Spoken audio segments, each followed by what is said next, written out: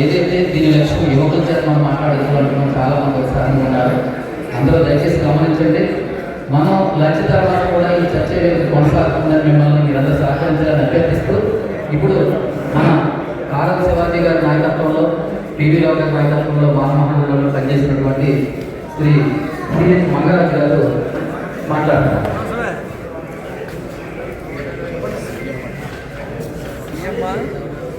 అందరికీ జగోరే చాకు అంబేద్కర్ జగజ్జనమే అంబేద్కర్ బడుగులకు ప్రాణం అంబేద్కర్ భారతకు మార్చు అంబేద్కర్ తీసుకున్న బట్టలు అంబేద్కర్ తినే తిండి అంబేద్కర్ నేను వచ్చిన కారు అంబేద్కర్ భారతకు మార్చు అంబేద్కర్ అంబేద్కర్ జగజ్జనమే అడుగులకు ప్రాణం అంబేద్కర్ కార్యక్రమం ఏర్పాటు చేసినటువంటి రాంబాబు గారికి అలాగే అక్షరపు వాసు గారికి వారి కమిటీ సభ్యులకు ఈనాటి కార్యక్రమానికి ముఖ్య అతిథి డీజీపీ శ్రీ గౌరవనీయులు పివి సునీల్ కుమార్ రెడ్డి గారికి 1996 నుంచి ఈ మాట్లాడి మా అన్న మల్లి వెంకటరామ గారికి ఎస్సీ కమిషన్ మాజీ చైర్మన్ గా దళితుల కోసం ఎన్నో సేవలు అందించినటువంటి వెంకటప్రసాద్ గారికి ఇక్కడికి ఇచ్చే ఎంపీ హర్ష్ కుమార్ గారికి కూడా అందరికీ హృదయపూర్వక జైలు సోదరులారా. రాజకీయం నడపడానికి ఏం కావాలి? రెండు పదార్థాలు కావాలి. ఏంటి? మొట్టమొదటి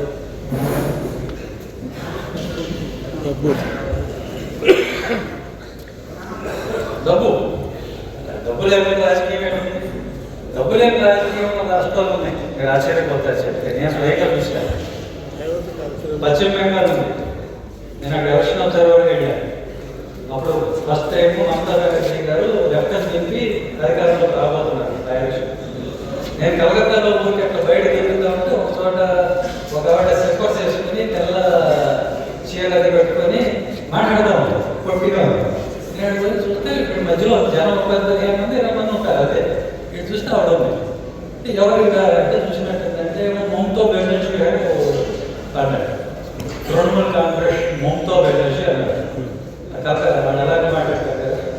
ఈవిడ ఏంటి ఎంత సింపుల్గా ఉందంటే కలకత్తా బెంగాల్ కల్చర్ అంటే ఆడపడ అవుతూ ఉంటారు. సీఎం అయినా మామూలు వెళ్ళిపోతూ ఉంటారు.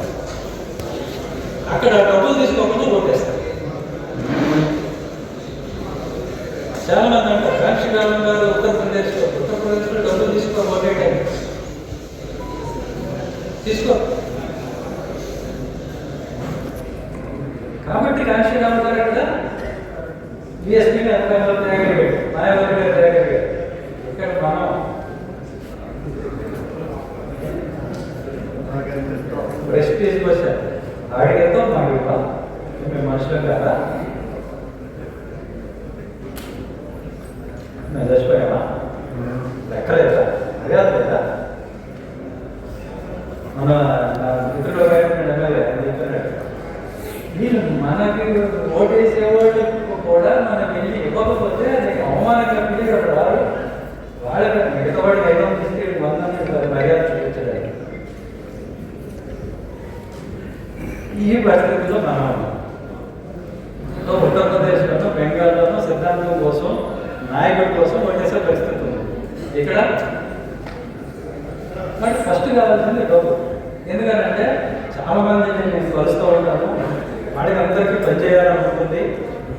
వస్తారు ముందుకి గట్టిగా పని చేయగానే ఫస్ట్ వాడిని అక్కడ దొరుకుతారు. వాడు వ్యాపారం మరొకటి ఏదో ఉంటుంది. అక్కడ ఆ డీలర్షిప్ మరొకటి ఆర్థికంగా తెలుస్తుంది. అది రెండవది మనకు కావాల్సింది అధికారం. ఈ క్రమంలో నేను చెప్పేది ఏంటంటే ఇప్పుడు మనలో అందరూ నాయకులు, మనలో అందరూ నాయకులు, ఖచ్చితంగా అందరూ నాయకులు కాదు. ఖచ్చితంగా అందరూ నాయకులు కావాలి. ఒక్కడే నాయకుడు అవ్వకూడదు. నేను నాయకుడు కాదు. మళ్ళీ చెప్తాను,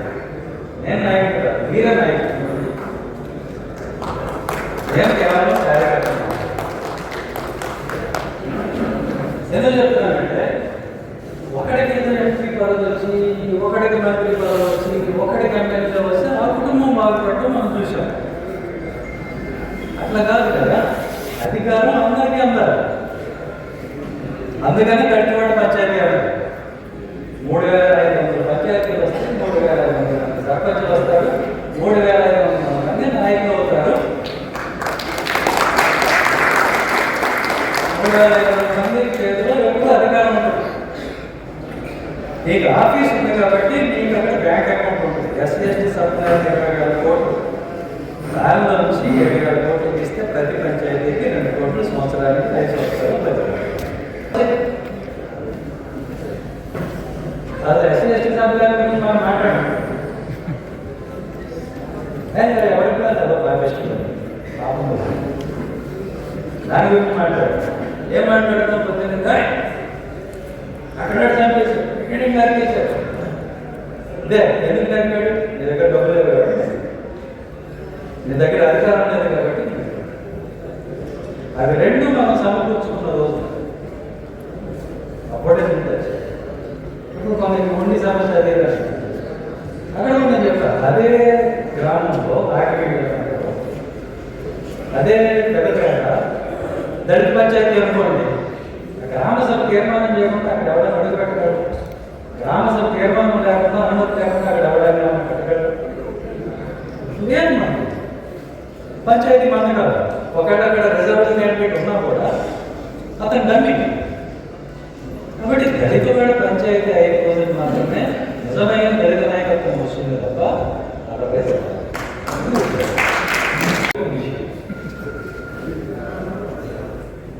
తినపరికి కూడా నడిపక్కకి కూర్చున్నా. ఏదో ఉద్యోగం చేసి సంపాదించుకుని లేకపోతే ఎమ్మెల్యే చేసి సంపాదించుకుంటాడు. కానీ ఏం అక్కర్లేదు, కూర్చొని అది ఇది అని 4 మాటలు మాట్లాడేసి డెవలప్ చేసుకుని వెళ్ళిపోవాలి. ఈ ఎవరు బాగుపడకూడదు, ఈ మళ్ళీ నాకు కావాలి. ఇంకొక ఫార్మ్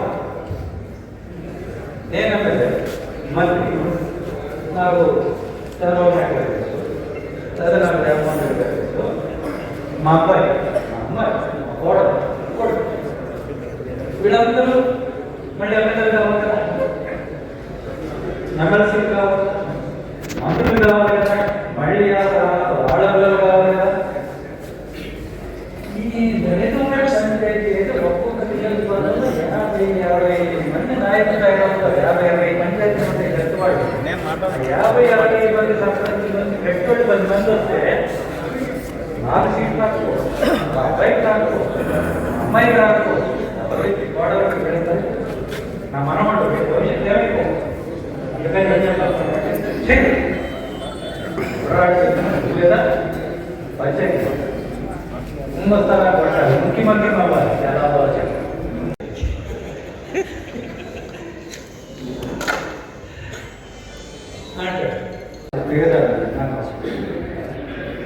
నేను ఒకటే చెప్తున్నాను, అంబేద్కర్ వాదనంటే స్వార్థపరులు కాదు. అంబేద్కర్ నువ్వు స్వార్థంగా ఉండు అని చెప్పాలి. రాజ్యాధికారం సాధించమన్నాడు. రాజ్యాధికారాన్ని అందుకోలేనటువంటి వాళ్ళని రాజ్యాధికారాన్ని అందుకునేదని ఏమన్నా పాట బాబు సోదరులు ముఖ్యమంత్రి గారు అలాగే అందరూ రైట్ ఎల్లుండి నేను ప్రమాణ స్వీకారానికి వెళ్తుంటే నడిపిండి నువ్వు నన్ను నాపి కాపులు చేస్తావా అంటే వీడు వారిని మరవలేదు. సొంతంగా నిలబడి 1000 ఓట్లు రావు. నేను చెప్తాడు నేను ముఖ్యమంత్రి అవుతాను, కాపులు ఎలా చేస్తాను. అసలు మనం నిలబడితే రేపు పొద్దున్న మనతో పాటు పనిచేసి మనకు ఓట్లు వేసేవాడు 10 మంది లేకుండా నువ్వు ఎలా కలవబెట్టావు? వేరే వాళ్ళు కలుపుకోకుండా నువ్వు ఎలా రాజ్యాంగం సాధిస్తావు? నేను అదే ఎవడే మాకు దోపిడీ అలవాటు. నేను దోపిడీ మాలో నుంచి దామోదర సంజయ్ గారు 2 సంవత్సరాలు ముఖ్యమంత్రిగా చేశారు. కాబట్టి మేము అవుతాం, కానీ మేము అయ్యే ముందు మిగతా వాళ్ళు అందరినీ చేశారు. వాళ్ళు ముఖ్యమంత్రులు అవుతారు. చేసేదెవరు? మనం.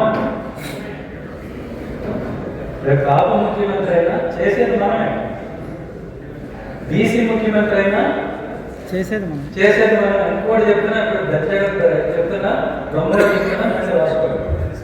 అంబేద్కర్ వాదైన మాదిగని కూడా ముఖ్యమంత్రిని చేస్తాం. అంబేద్కర్ వాద మనవాది కాదు, అండర్లైన్. మాకు ధైర్యం, మాకు విజయకుడు, మేము మాట్లాడాలి, నేను చేస్తాను. నేను ఆ మాట అన్న తర్వాత ఎంతమంది బాబు సోదరులు నా దగ్గరికి వస్తున్నారో నేను చెప్పాను. దామోదరం సంజయ్ గారి గురించి నాకన్నా ఎక్కువ వాళ్ళకే తెలుసు. వాళ్ళు చెప్తున్నారు, బాబు హోదా నేను సంజయ్ గారు తీసేస్తే దామోదరం సంజయ్ మాకు ఇచ్చాడు కదా. వాళ్ళు చెప్తున్నారు దామోదరం సంజయ్ గారి గురించి.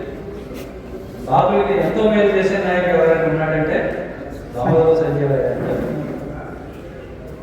అది ఎందుకు వచ్చింది, ఆ మాట బయటకు ఎందుకు వచ్చింది? నేను బాబుని కలుపుకున్న తర్వాత చాలా మంది నాకు ఫోన్ చేశారు, ఏంటి అట్ట మాట్లాడారు, ఏంటి ఏమైపోతుంది దీని తర్వాత? అంటే ఏమైతే నాకెందుకు, ఏమైతే నాకెందుకు, నాకు అనిపించింది అన్నాను. నాకు తెల్లవారుజాము 6 అనిపించింది, 6 అన్నాను. నాకు పైన వాడు లేడు కదా, పైన ఆయన అంబేద్కర్ గారు, ఆయన నాకు కలవని కూడా చెప్పాడు. నేను అన్నాను, నాకు పైన నాయకుడు ఎవరు లేడు కదా. ఏమవుతున్నానంటే ఇప్పుడు ఒక రెడ్డి ముఖ్యమంత్రి అయితే నాకు అభ్యంతరం లేదు. ఈ 70 సంవత్సరాల చరిత్రలో ఒక 50 సంవత్సరాలు 60 సంవత్సరాలు ఆయన ముఖ్యమంత్రి అయితే నాకు అభ్యంతరం లేదు. 15 సంవత్సరాలు కమ్మాయి ముఖ్యమంత్రి అయితే నాకు అభ్యంతరం లేదు. బాబు ముఖ్యమంత్రి అయితే నాకు ఎందుకు అభ్యంతరం